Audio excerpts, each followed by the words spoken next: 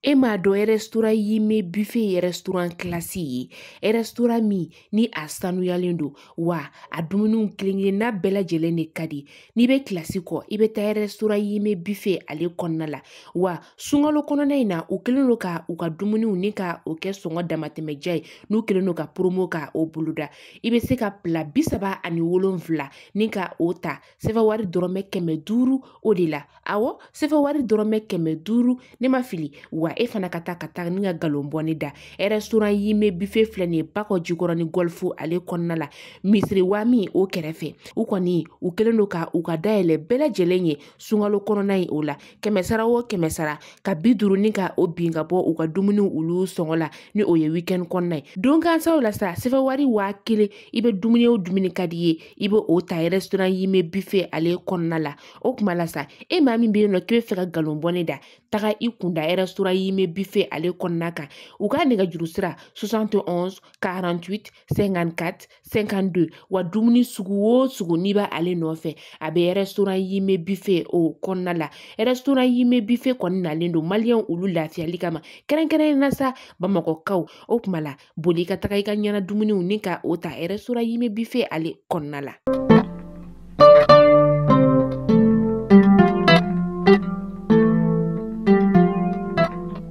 Le Premier ministre, chef du gouvernement, Dr Choguel Kokala Maïga, a reçu ce jeudi 27 avril 2023 une délégation du nouveau bureau du Conseil national du patronat du Mali, CNPM, conduite par son président, M. Mossadegh Bali. Emprisonnement et licenciement abusif des syndicalistes. Le SINABEF, mal à l'aise dans sa posture d'action de la stabilité. Parabougou, le commandant du secteur 5 de l'opération Maliko, félicite ses éléments pour leur bravo.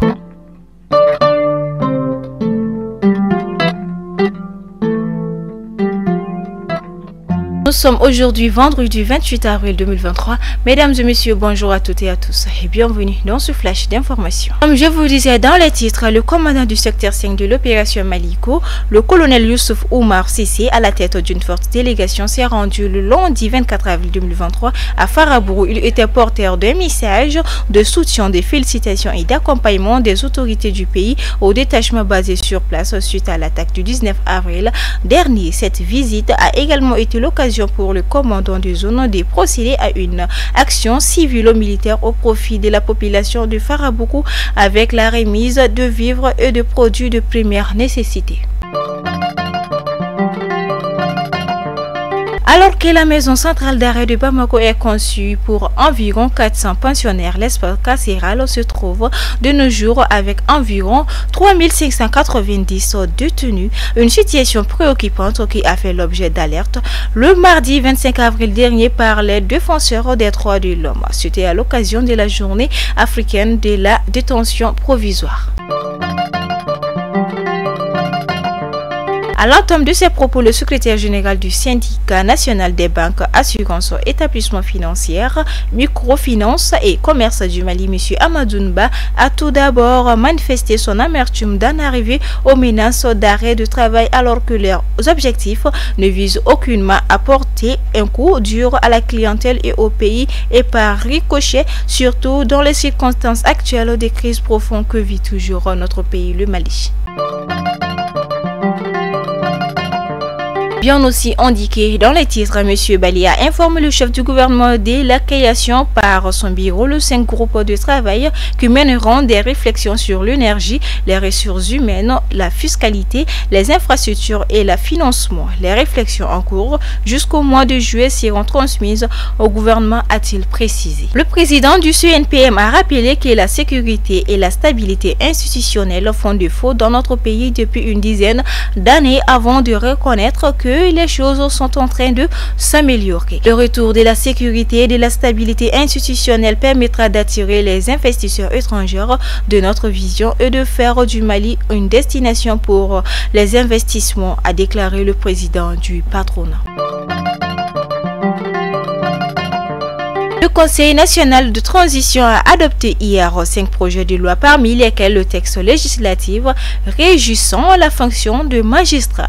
Ce projet de loi a été adopté par 126 voix pour, 2 contre et 2 abstentions.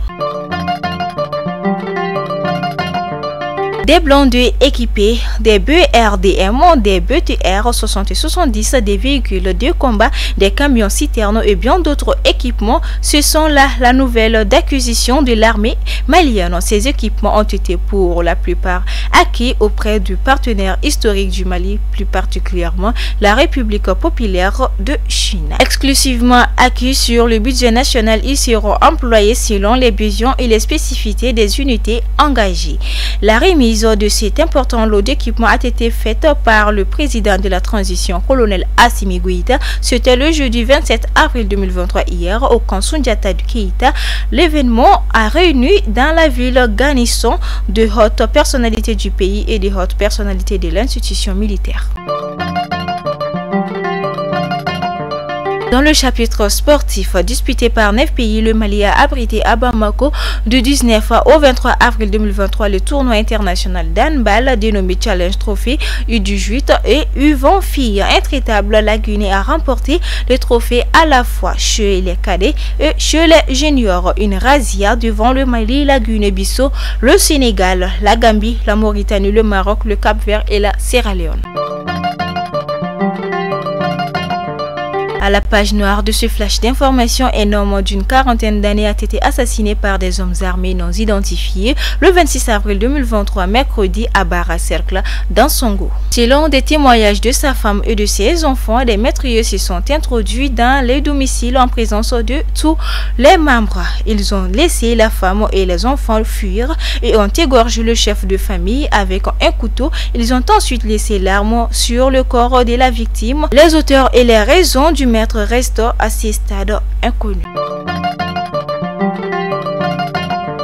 Le mois avait atteint son paroxysme le week-end dernier à Yanfouila et dans plusieurs autres localités voisines de la commune de Wassoulou-Balé, et pour cause, El Diakité a mortellement poignardé sa seconde épouse Kadé. Lorsqu'il a appris qu'il avait commis l'irréparable, il a aussitôt pris fuite puis a tenté de se suicider en retournant contre lui-même l'arme dont il s'est servi pour tuer sa femme. Après l'acte odieux, la nouvelle a envoyé toute la contrée telle une traînée de poudre.